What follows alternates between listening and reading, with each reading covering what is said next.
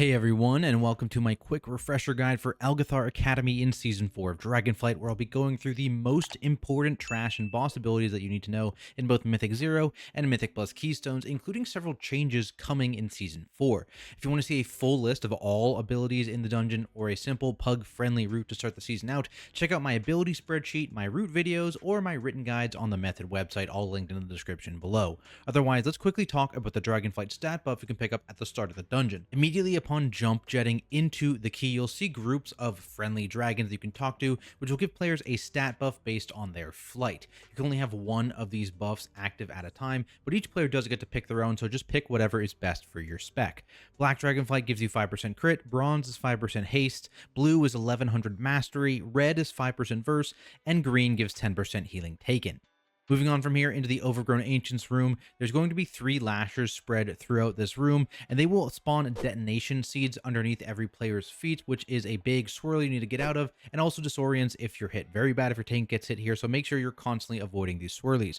There's also aggravated skitterflies in this area, and they will do a random target hit and charge with darting sting, so make sure you are ready for that hit, and you aren't too far from the pack, so these can be cleaved down evenly. Once your group has defeated all 3 of the Vile Lashers in this room, the boss will become active, and your group will want to be grouped relatively tightly for the Germinate cast. This spawns several swirlies underneath every player in a staggered fashion, turning it into dormant lashers after these swirlies actually detonate, and they'll also knock back any player's hit. Try and make sure your group rotates around the boss in the same direction, just to make sure these adds are spawned as tightly as possible to make AoEing them down easier. This is especially important on every even set of adds, because shortly after the second Germinate cast of each phase, the boss will hit 100 energy and cast Burst Forth. This activates any remaining lashers and causes them to apply a stacking poison with their auto attacks. So tanks, be ready to pick all these mobs up, and make sure you have a poison spell ready in your group, because you'll want to clear stacks often.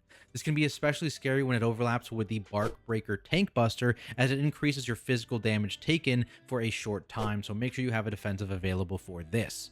Between Germinate casts, the boss will use Branch Out. This throws down a swirly that you should avoid, and it spawns an Ancient Branch ad while at the same time applying a Splinter Bark bleed to the entire party. You can use bleed cleanses to remove this debuff, but you can also remove it by killing this Ancient Branch mob and standing in the circle that it casts on death.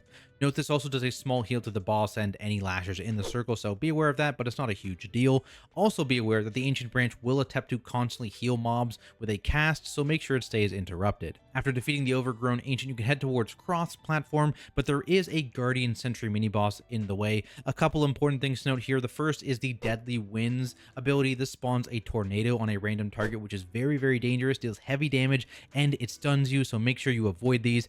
They'll also occasionally use Expel Intruders, which is a big circle around the mob that will knock back anyone hit, and since you're on a platform, you're likely getting sent off the edge here, so make sure you get out of the circle or you LOS it. LOS does work to prevent the hit from happening.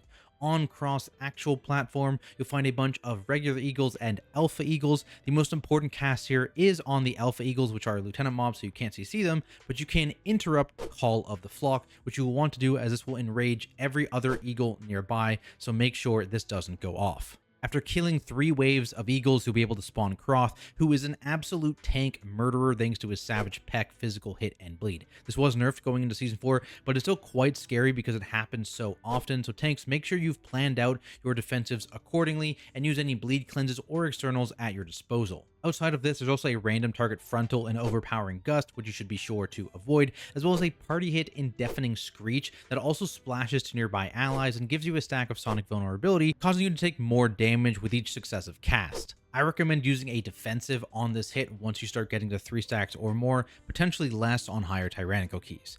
To clear the stacks, you'll need to score 3 goals in one of the 2 nets. Each net can only be triggered a single time, meaning you have 2 cleanses over the course of the entire boss fight. On top of this, the balls to actually throw into these goals only spawn once at 75% health and then again at 45% health, so you need to meet these health thresholds as well. Scoring in these goals also will apply a positive and negative effect to your group. So the fire goal will trigger Firestorm, stunning the boss for 12 seconds, making her take 75% increased damage, but also at the same time causing waves of fire swirlies to spawn for the remainder of the fight that you need to avoid. The Air Goal triggers Gale Force, spawning moats around the room that give you 45% haste, 50% move speed, and pushback immunity for 20 seconds. But again, at the same time, tornadoes are going to spawn and move around the room for the remainder of the fight, and there's also going to be pushbacks from winds. I recommend triggering the Fire Goal first, usually before the 4th Deafening Screech cast, then the Air Goal second, usually before the 8th Deafening Screech cast, so you never want to go above 3 stacks essentially here. Note though that on higher Tyrannical keys, you may need to live more Screeches before resetting your stacks because the boss fight's longer. After defeating Crawth, you can head towards Vexamus's wing, where there's a lot of constructs you need to worry about. Corrupted Mana Fiends have an important cast in Mana Void. There's a random target dot that also explodes and deals additional damage and absorbs mana as well, so interrupt or stop this cast with a CC. In terms of other stops in this area, Mystic Blast is also a stop, no longer CCable. There's a big party hit on the Spellbound Scepters, so make sure you use a CC for this. Arcane Ravagers are the big worms in this area, and they have a couple casts to be aware of. Vicious Ambush will always leap to the furthest target available and deal an AoE around them. Note though, you can line of sight if you position this mob accordingly. The targeted player can just tuck themselves out of line of sight before the cast goes off, and it will just fizzle and do nothing. The bomb also has Rift Breath, which will always trigger immediately after Vicious Ambush, even if it fails to trigger because you line of sighted it. And this also always targets the tank initially, so make sure this is pointed away from your group if possible, especially if you are at line of sighting. Don't point it towards the player that is line of sighting. And also tanks yourselves, make sure you do sidestep it because it will not follow you.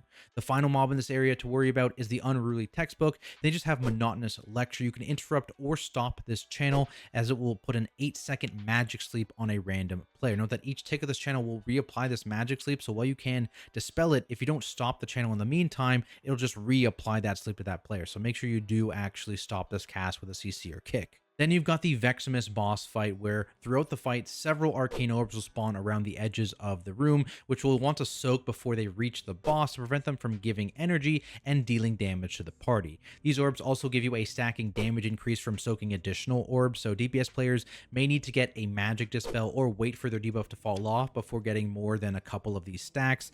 Tanks, usually you are fine to get several, even like 4 or 5 of these stacks before you run into any issues, so you'll do the bulk of the soaking. Speaking of tanks, the Arcane Expulsion Tank Buster is also a frontal here, so make sure it's pointed towards the outside of the room if possible, just away from your group. I recommend taking the boss on one of these outside edges of the circle, allowing you to quickly soak a couple of the arcane orbs that spawn nearby, while still facing the frontal away from your group. In terms of random damage, Mana Bomb debuffs 3 players at a time, and it deals ticking damage and leaves behind a puddle on expiration, so you want to make sure you position yourself towards the outside of the room, not only to make soaking orbs a little easier, but also so these puddles don't drop in bad spots. Mana Bomb does tick quite hard, so if you need a defensive, make sure you use one here. Finally, when the boss reaches 100 energy, they'll cast Arcane Fissure. This deals a hit of party damage, knocks players back, and then spawns a swirly under everyone's feet every second for 3 seconds. Avoid these swirlies and use a defensive here if needed, especially again if you recently had the Mana Bomb debuff. After that, you'll be able to head towards the last boss, where the trash here isn't super notable. The one thing though, Spectral Invokers will cast Astral Bomb on a random target. You can interrupt or stop this effect, but also the explosion this effect does on expiration does damage mobs, so you can also use it to your advantage if you don't want to interrupt or stop the cast. From there, you just have the final boss, Echo of Doragosa, who has a new ability she'll cast on pull called Unleash Energy, which does a pretty large party hit and spawns 2 arcane rifts right off the bat in set positions in front of her. Be aware, this is a big hit, like I said, so you may need a defensive on pull here. In terms of what these rifts do, they just shoot out uncontrolled energy orbs, which you'll want to avoid, as they'll apply stacks of overwhelming power to anyone hit. You'll also gain a stack of this if you're hit by any of the other arcane abilities on this boss fight. Once you get to 3 stacks of this debuff, you'll erupt, clearing your stacks and then spawning another of these arcane rifts wherever you're currently standing, so it's important to be aware of your stack count and try and have these rifts spawn towards the outside of the room whenever possible. As always, because this is a dragon, there's also a breath attack in Astral Breath, so make sure everyone avoids this. There's also a couple random target abilities here, an instant cast in Arcane Missiles, which is just extra damage, as well as Energy Bomb, which explodes after a few seconds, dealing splash damage to anyone within 8 yards. Remember, all your arcane damage intake here gives you stacks, so if you're at 2 stacks and you get the Energy Bomb, you're going to drop a rift when the bomb explodes, so position yourself accordingly. Outside of that, the boss will occasionally grip all players in with Power Vacuum and then do a 20-yard AoE, so make sure you're ready to run out when this happens and position yourself such that you don't get pulled through any of those rifts. But there we have it, guys. That's my refresher guide to ALGETH'AR Academy in Season 4 of Dragonflight. Hopefully this helps you guys out, and if it did, be sure to leave a like and subscribe for more content like it. Otherwise, shout out to all my Patreon supporters for making this content possible, and I'll see you all in the next video.